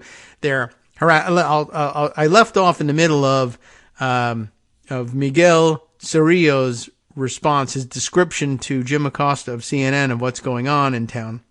Not only does the Cerrillo family, unfortunately, live right across the street, right behind Robb Elementary School, such that their daughter Mia has to kind of wake up and, gaze upon the place every day where all of this happened. But they live down the street from one of the police officers who was there that day, and I guess was part of the massive failure, and is harassing people as opposed to hanging his head in shame, moving out of town, something like that. But he says, yeah, they're still not only patrolling the streets, but harassing us every day for no reason. They're pulling us over for no reason. And they still have them running around in the streets, and not doing nothing, just harassing people. And Acosta asks for some clarification. What do you mean by that, harassing people? Well, we got a few families, including myself, that they literally want to. They could. I'm not certain what this is or how this is inflected, whether this makes more sense. It's just halting. I'm not sure. They just pull us over for no reason, telling us to leave Uvalde, telling us all sorts of stuff because they know that the truth was going to come out and they didn't want us here. Why they don't leave, I have no idea. That is unbelievable. Well, what do you want to say to them? And Cerrillo answers, I really gotta say to them, and Governor Abbott, he's not taking care of us. He's not worried about us. He's just worried about himself and to change the gun law. He could do it, but he doesn't want to. Like I said, he's just taking care of himself and his people. 2, the officers here, I really believe, including the chief of police that's still in charge, I really believe that you should get the whole police station fired because they left or because they left us. They left my kid, and not only my kid, but several kids in the classroom to die. I mean, this is obviously sort of unedited and uncleaned up. This has got to be a direct transcript. And, obviously you're going to kind of stammer your way through this unbelievable story. But how do you like that? I don't know. I mean, this may or may not have been the best illustration for it. Probably the best way to do it would be to roll the video that's included. And you can take a look at it yourself at Mediaite, and I encourage you to do so. We'll provide you the link to do so, and see what I gather is, going to be the emotional reaction to all of this. But just, I don't know. I wanted to highlight the fact that you would think, given the results of that report, and we didn't really dive into it. Maybe we didn't even mention that the report was out, because it's just one of those, like, totally unsurprising things. We knew that day that there was eventually going to have to be a report of some kind that said this was a disaster through and through. It's just a question of how do you get somebody to write the report and remain professional while doing it. But this is obviously going to be the reaction. But what's amazing is you would think that, we hear lots of stories all the time about abusive cops who do terrible things and are just a total burden to their department and cost their department millions in legal fees and lawsuits and settlements, etc. And we hear that they just get recycled. They just move over to the next town and get rehired over there instead. And their records are expunged or whatever, but they keep working as cops. What's amazing here is now the cops have different ideas in mind. Well, maybe what if we force the entire population of the town that remembers what a failure we are to leave town? Instead of us switching departments and switching towns, why don't they switch towns? That's pretty amazing. Maybe that's not the thing to do. What I was saying, let's get a GoFundMe together and let these folks move away from the school. What the hell? We should be moving these cops out of there at the very least. If somebody's going to have to leave town, it should be them. It's just amazing, I guess. Just one of those ridiculous stories about the weird, I don't know, call it a stereotype of the entitled cop. It's just kind of incredible, but we keep hearing story after story that reinforces that notion. All right, let's see. Other things to share with you. Wow, okay. Well, I've got another Michigan installment from Rosalind McGregor, but I like to save those to sort of break up the monotony of 2 hours of my voice on Fridays. But big story coming tomorrow. So it's really rather important, too, and important that you hear about it. How about this? Let's see. I didn't get all the way through yesterday's story about the insurrectionists' letter to the Shakespeare Library, though we got down the basic facts of it, which was, like I said, interesting to me because it establishes, it establishes the fact that there was long-term planning going on and they knew exactly what they were going to do ahead of time, that it wasn't this, golly, I didn't know what was going to happen after the speech on the ellipse thing, though there's nothing in here that provides any evidence that Donald Trump was the one driving it. It's at least evidence that the people who were coming to Washington, D.C. had reason to believe that there was much more going on than attending a speech or even attending an angry protest outside of the Capitol. There's First Amendment speech and there's tourism, and then we're going to build a 2.5 mile perimeter around the entire Capitol complex such that none of these people are physically able to leave the premises without our say-so. That's a little more insurrection-y than just, golly gee, I don't know why I showed up at this speech with the Civil War t-shirt, which I had to order ahead of time. But there was this, I think, maybe somewhat less important, maybe somewhat less convincing, just because I really never heard of it before, and I'm not certain what to do with it now that I've heard about it. But let's float the theory, because it was important to the writer, whose name I should give a second stab at. It was, and I trained myself a little bit. I didn't look it up anywhere, because I don't know if there is any place. I should see if maybe she's been interviewed online somewhere. We can hear the name pronounced that way, but I gave it a couple of stabs yesterday. Meena is the first name, and Venkataramanan, or Venkataramanan. I think, is what I settled on. I tried it like 5 different ways with different emphasis. Venkatramanan, maybe Meena Venkatramanan is my maybe best guess at how you might pronounce the name. But yesterday I just mangled it beyond belief. At least I got all the letters in this one. So, with apologies to Meena, who is, by the way, it is noted at the bottom of the piece, qualified in particular to take on this analysis because she, one, writes stories on identity, culture, and Asian American communities for the Washington Post, for one thing, although that was not in particular, not particularly important necessarily to this story, but it just makes the mispronunciation of her name all the more embarrassing. However, her educational background, Harvard University, always impressive, a BA in English, and a master's in English from the University of Cambridge. And I guess there, perhaps a little more interest than the average person, perhaps in the Shakespeare angle in all of this.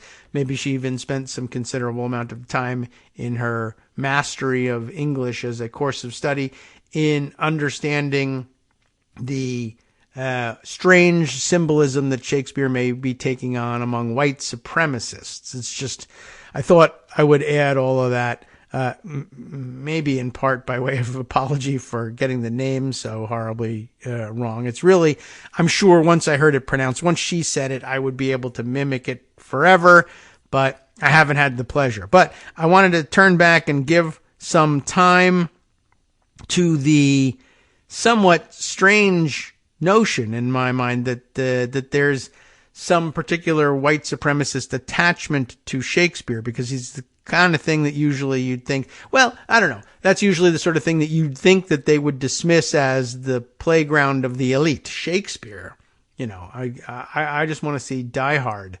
on Christmas, not Shakespeare. That's not of any interest to me. And it may very well be the case that they were simply exempting them because it's not a governmental office. And so long as there's no underground tunnel to that library, there's no reason for them to be worried about who goes in and out. So fine. They're apologizing, which I guess, I don't know, maybe the insurrectionists thought that they would look a little less insurrection-y if they apologized in advance.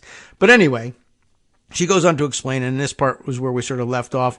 It might seem odd that the insurrectionists sent the letter to an institution that memorializes Shakespeare, but the Bard's relationship to white nationalism, we did read this paragraph, and specifically to a white American identity has been long documented, I should say, by scholars, including those who have drawn comparisons between the playwright's works and the January 6th insurrection. I didn't realize there was any scholarly writing on that. In particular, white nationalists have invoked the play Julius Caesar to emblematize America's white Shakespearean Roman inheritance. Shakespeare scholar Arthur L. Little Jr., an associate professor at the University of California, Los Angeles, i.e. UCLA, wrote better known, I guess I should say, also known as UCLA. He wrote this, of course, in the introduction of a 2023 book that he edited called White People in Shakespeare. And that's really most of them, isn't it? But you can see, this is why I guessed that maybe she actually had, Shakespeare studies in her background, besides the giveaway of, being an English major at Harvard and then a master's student and graduate in English at Oxford. That sort of gives away the game. But, this sort of in-depth knowledge to add this to the story of surrounding the Folger Library and then giving people a free pass in and out. The Shakespeare angle only, occurs to someone like her, an English major and scholar. The Shakespearean tragedy follows the assassination of Julius Caesar, the ancient Roman dictator, by a group of conspirators who believed themselves to be guardians of democracy and feared that Caesar was gaining too much power. Not certain that the parallel is perfect here, since, Trump's as much a Caesar as anything else. But the January 6th insurrectionists, many of whom were neo-Nazis and white supremacists, claimed that they were saving American democracy from election fraud by storming the Capitol. While it's quite likely very few, if any, of those assembled at the Capitol on that day thought of Shakespeare or theater, R.E., by the way, theater, residences of a white Shakespeare haunted the insurrection, wrote Little. Emulating Shakespeare's fierce, fiery warriors, the January 6th insurrectionists, too, wanted to do more than imagine drizzled blood upon the Capitol. 5 people died and some 150 were injured. It was white people's Shakespearean theater on a grand scale. The letter sent to the Folger suggests that some insurrectionists actually did think of Shakespeare leading up to the event. I have drafted this short letter to the Folger Shakespeare Library, as it will be within our perimeter, and they have nothing to do with our protest or the theft of the election, wrote a user named Min, M-I-N-N, like as in Minnesota, 2000, M-I-N-N 2000, on the Donald. The letter was signed anonymously by hashtag Stop the Steal protest participants. But Shakespeare's relationship to white nationalism isn't confined to the January 6th insurrection. Wow. Okay. Well, you know, you don't know. There's no real connection there at all. Okay.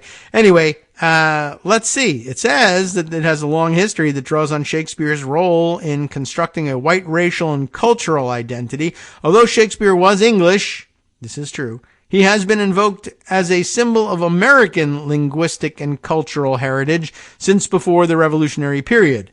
This heritage has often been tied to white supremacy. The Folger Shakespeare Library's first director, Joseph Quincy Adams, a relative of, you'll not be surprised, John Quincy Adams, and of course, therefore, John Adams himself, said in a speech at the library's dedication that immigrants who were not from Northern or Western Europe, quote, swarmed the land like the locust in Egypt, unquote, and he saw Shakespeare as cementing America's white Anglo-Saxon heritage. Okay.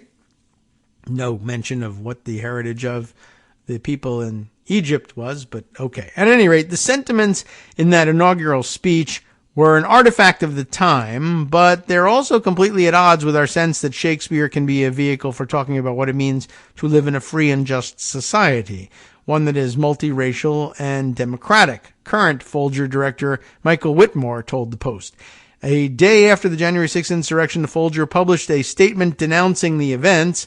While the Folger has distanced itself from its white nationalist origins and has made efforts to promote inclusivity, the relationship between Shakespeare and white nationalism has persisted into the present. In June of 2017, the summer after Trump's election, 2 right-wing activists interrupted a New York public theater production of Julius Caesar, which depicted a controversial Trump-like Caesar in a production they believed represented political violence against the right. I do remember that. Other American stagings of Shakespeare have also been embroiled in debates on white nationalism. In 1916, a New York production inspired by The Tempest represented an Anglo-American claim to Shakespeare by using Prospero's authority to represent the dominance of Western thought and portraying Caliban, a dark-skinned man representing foreign-born populations, falling at his feet. Shakespeare scholar Elizabeth H. Kinsley noted in her 2019 book, Here in This Island We Arrived, Shakespeare and Belonging in Immigrant New York. This stood in contrast to the defiance of Shakespeare's own Caliban against Prospero in the original play, Kinsley wrote. Wow, I know. Who would be able to draw on all this knowledge other than someone like our writer here? Another famous invocation of Shakespeare in the service of white nationalism was directly rooted in violence. John Wilkes Booth, Abraham Lincoln's assassin, came from a family of stage actors. His brother Edwin played some of Shakespeare's most famous characters. Booth even starred in a production of Julius Caesar alongside his brother, playing Mark Antony. Caesar's second in command, depicted by Shakespeare as loyal to the Roman dictator. But Booth, a Confederate sympathizer and white supremacist, identified more with Shakespeare's Brutus, who turned on Caesar.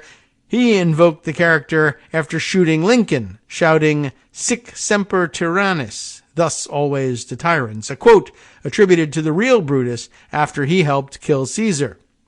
"After being hunted like a dog last night, I am here in despair," Booth wrote in his diary after the assassination. "And why? For doing what Brutus was honored for." That is a very scholarly approach to the actual news of the Folger Library having gotten advance warning of the January 6th riots, which, in my opinion, is still the real story, but that's some color commentary there from, once again, let me try it again, Alina Venkatramanan. I hope I got that close to right. An interesting perspective, whether it bore on their minds or not. I really just don't know. Okay, let's see. Other things to share with you. Oh, you know what I ought to do? I was entreated recently. Let me go to my Daily Kos mail system to share this with you. But I was recently asked by, let's see, CYN, like Cindy. It's short for Cindy. Cindy Fowler, who, by the way, is in fact the director of volunteer engagement for this particular campaign of Money Out, Voters In, MOVI, Money Out, Voters In, saying just the other day, I can just read you the letter. Hello, David. Hi, how you doing? Okay, I'll do both parts here.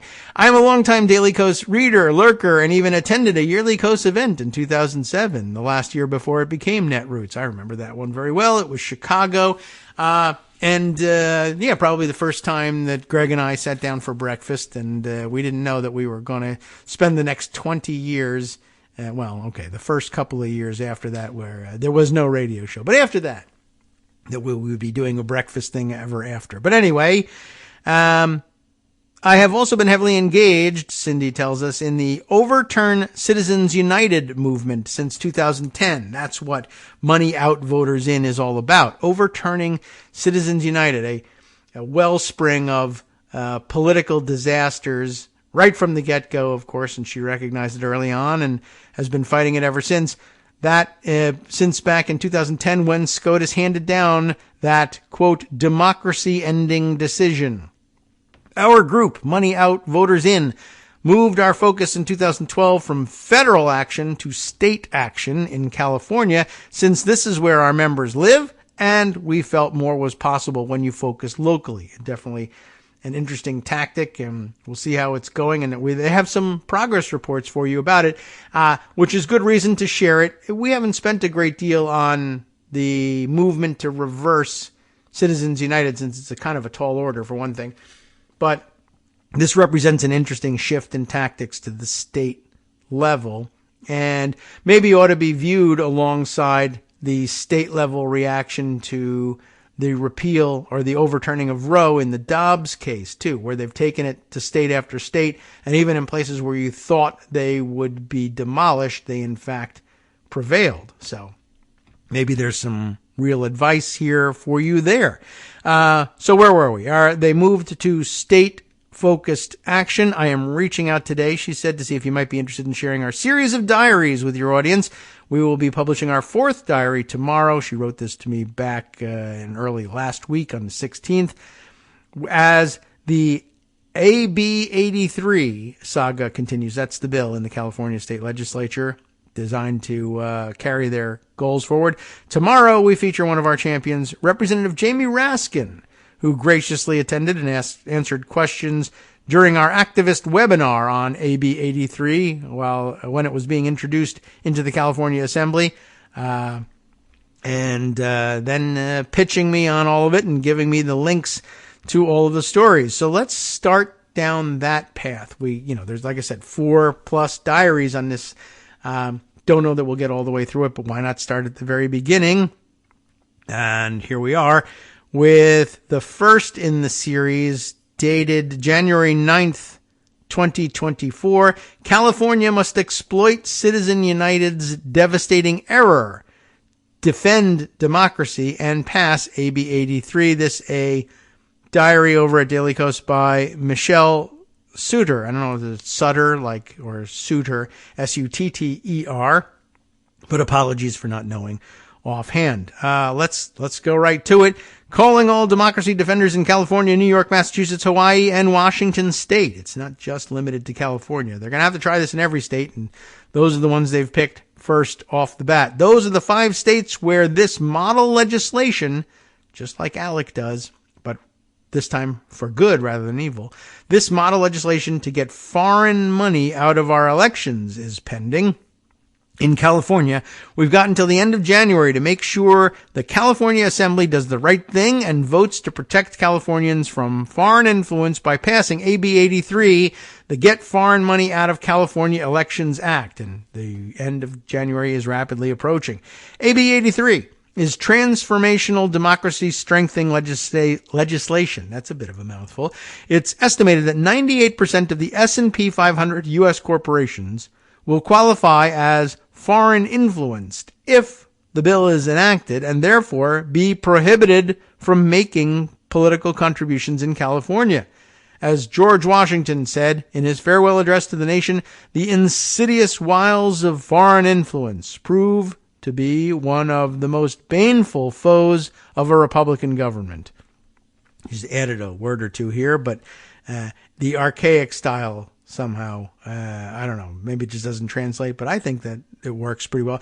I guess since we were just doing Shakespeare, the insidious wiles of foreign influence prove one of the most baneful foes of Republican government. There you go. And the most baleful of woes.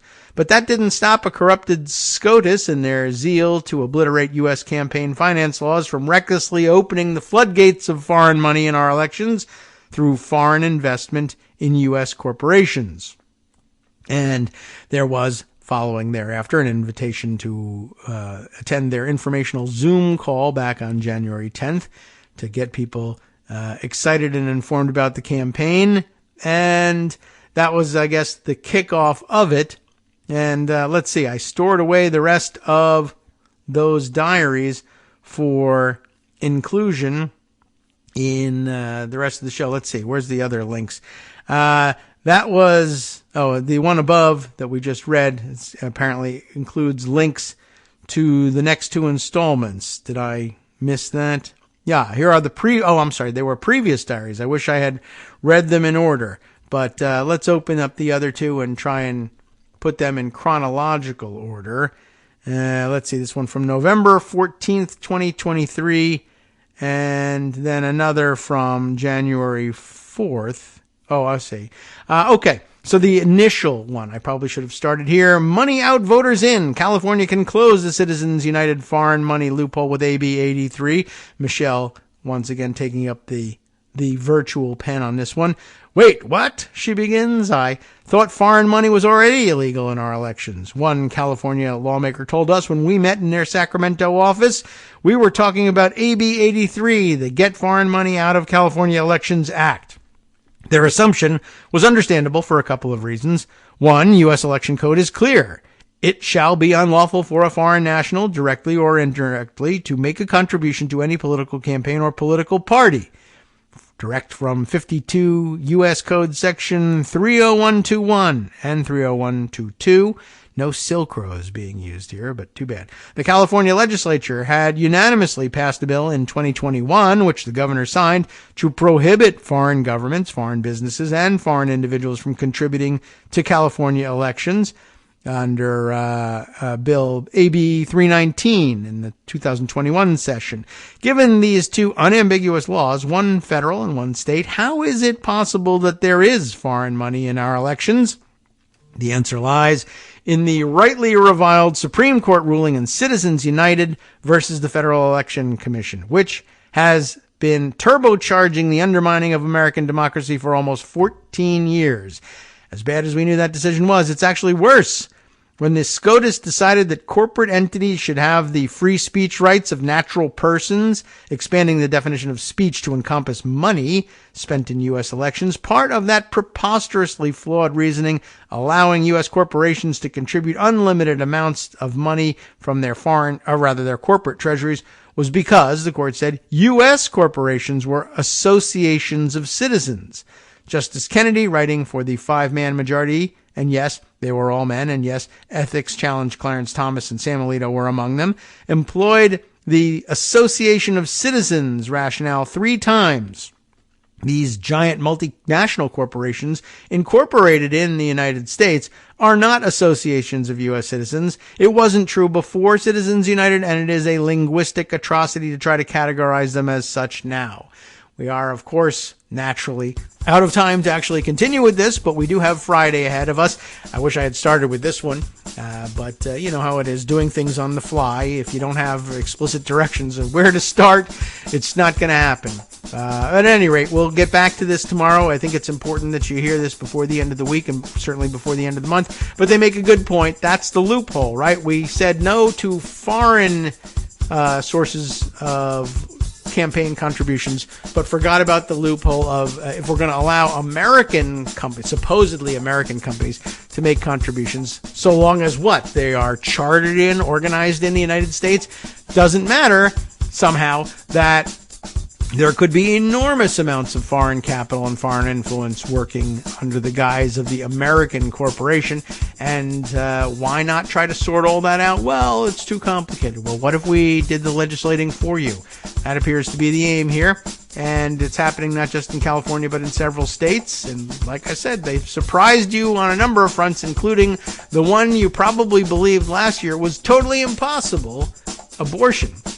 So, I recommend it to you. We'll read more about it, get you up to date on that. And now it's time, of course, for Justice Putnam to get you updated on what's happening around the country and around the world with the West Coast Cookbook and Speakeasy next. Let me see if we can't figure out something fun to pull out of this summary to squeeze in before we leave you for the day. From networksradio.com, you have been listening to Kagro in the morning with David Waldman. You know what? Let's just look at what's right up top here. The Trump media merger prompted a $23 million insider trading probe of a Russia-linked bank owner. I don't think I knew that it went all the way there, but I guess don't all the roads actually lead to Russia with this guy? Well, stay tuned for the details, and we'll see you tomorrow.